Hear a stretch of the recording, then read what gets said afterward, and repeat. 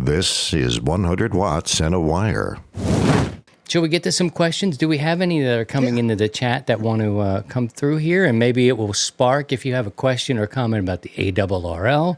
We could take those as well. I'm always on the fence.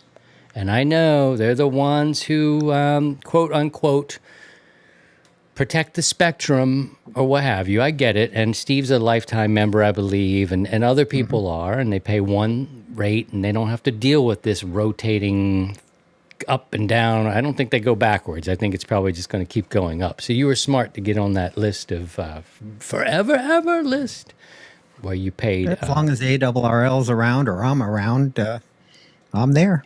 So this weekend, for those that don't know, there was the January board meeting. There's a little bit of brouhaha, as always, with the board of directors.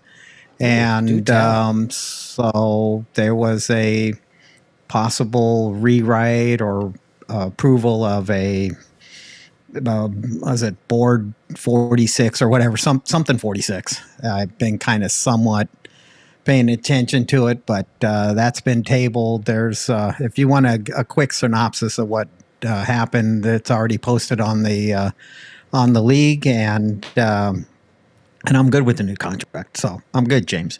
And so as usual, there's always some drama that's going on with the league, and what are you hearing? What are you reading? Go ahead and just lay it out there. It's a brand new year. I know you read the the wires. They wanted to redo the.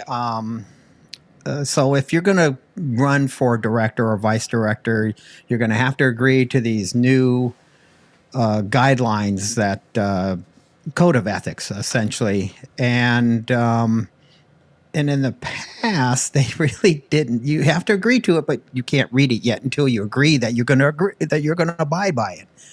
Well, now that's kind of changed. It's going to be posted on the ARRL website so everyone can see.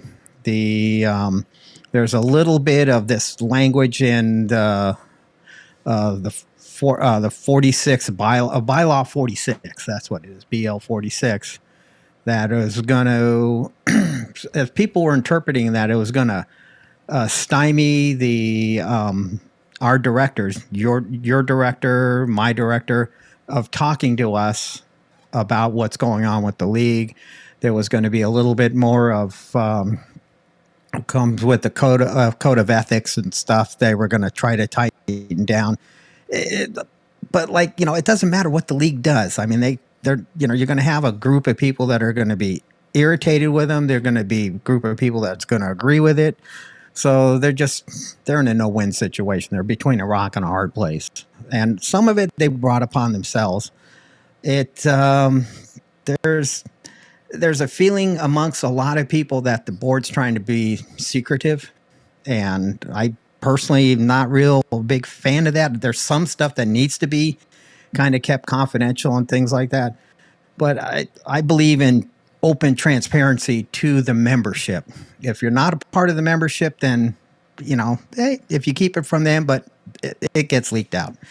But I kind of feel that needs to be done. My director and the Pacific director are now vice presidents. So my vice director is now going to become our new director.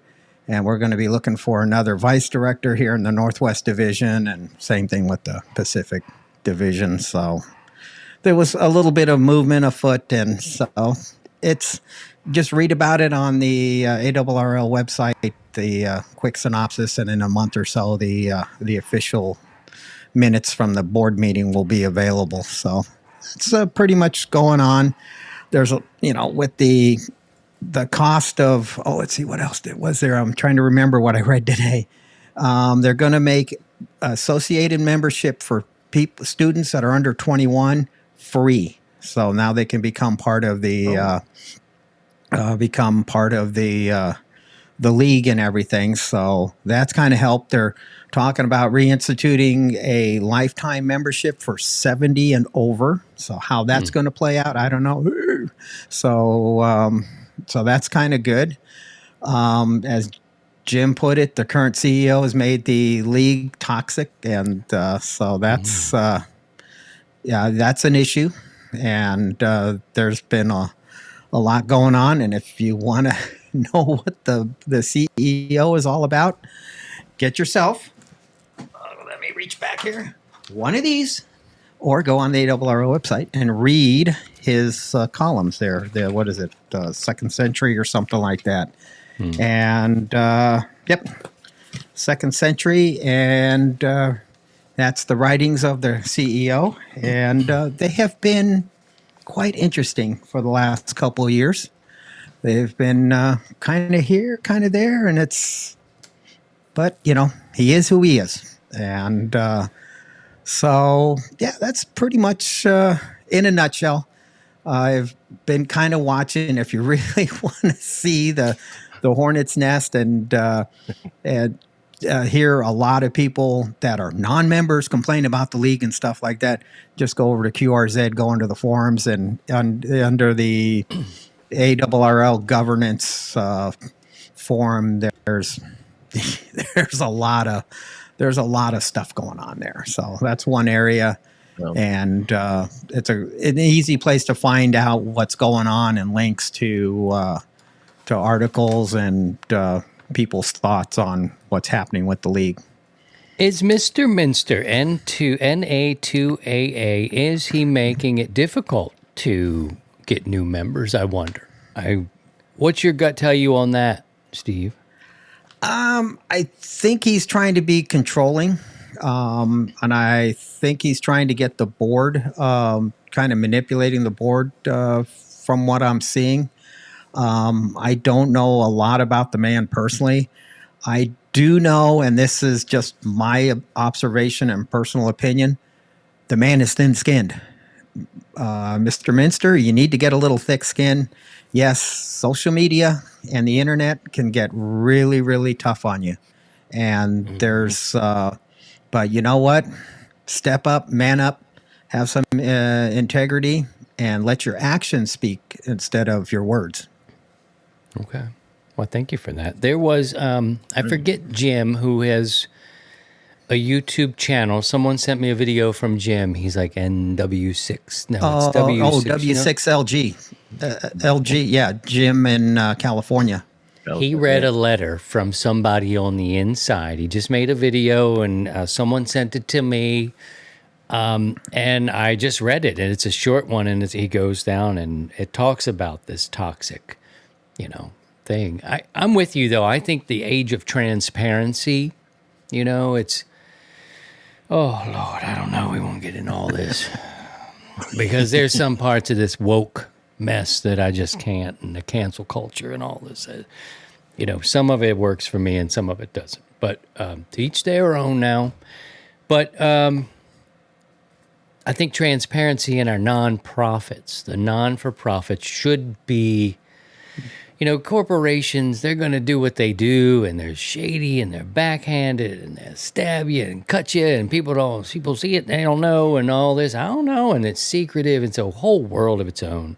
But nonprofits, I think, should be, they do get some benefits in a tax way, and they do have bylaws and things. I don't know enough about it. I thought it was pretty damning, that thing that Jim read, and I've never met Jim, and he doesn't know who I am. I'm positive of this. But what I was reading, if that's a real letter coming from the inside, that's something right there. Yeah, it's unfortunate, and it's and we don't need that kind of leadership. And it's, if that's his style, then that's his style. But really, I mean, the league operates as an employer, and that's what he does. He's, in charge of the employees and everything like that. But you just, you're going to lose good talent. The league has lost good talent in the league, and so that affects all of us as members. That it's going to have an impact on the benefits that we pay into.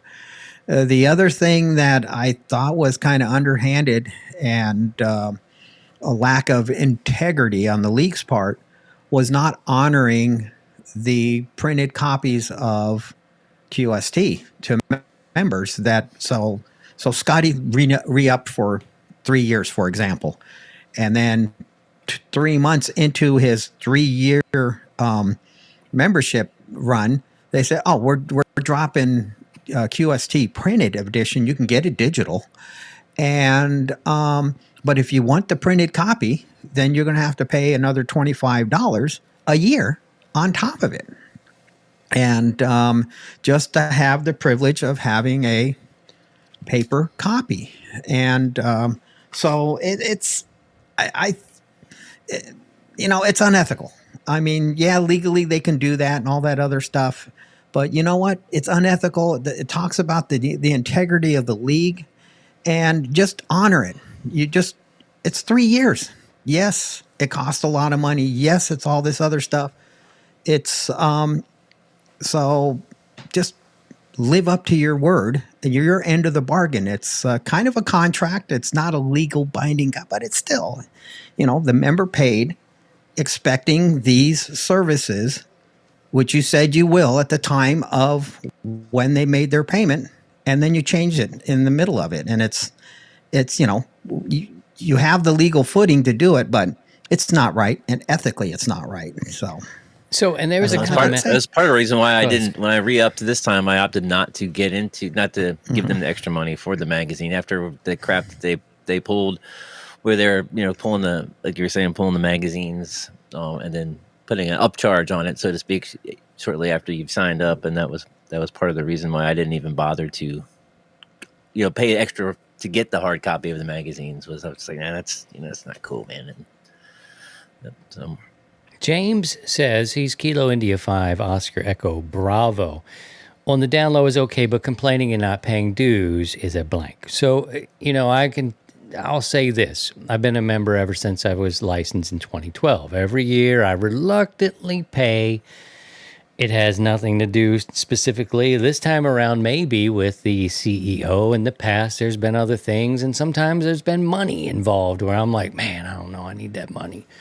And this year coming off of what I've been through, yeah, I'm thinking about, I don't know, man. I'm going to have to see where we are. But, I end up reluctantly and I end up doing it. However, I would say that if you've paid for, all these years that I've been licensed and I decide not to re-up for whatever reason, I still do feel I have a voice, and there's a reason why, you know what I mean? So I think you can still talk about it. If you never, ever became a member, then maybe, so it's like the people who say, oh, more calling Orson. Come in, Orson.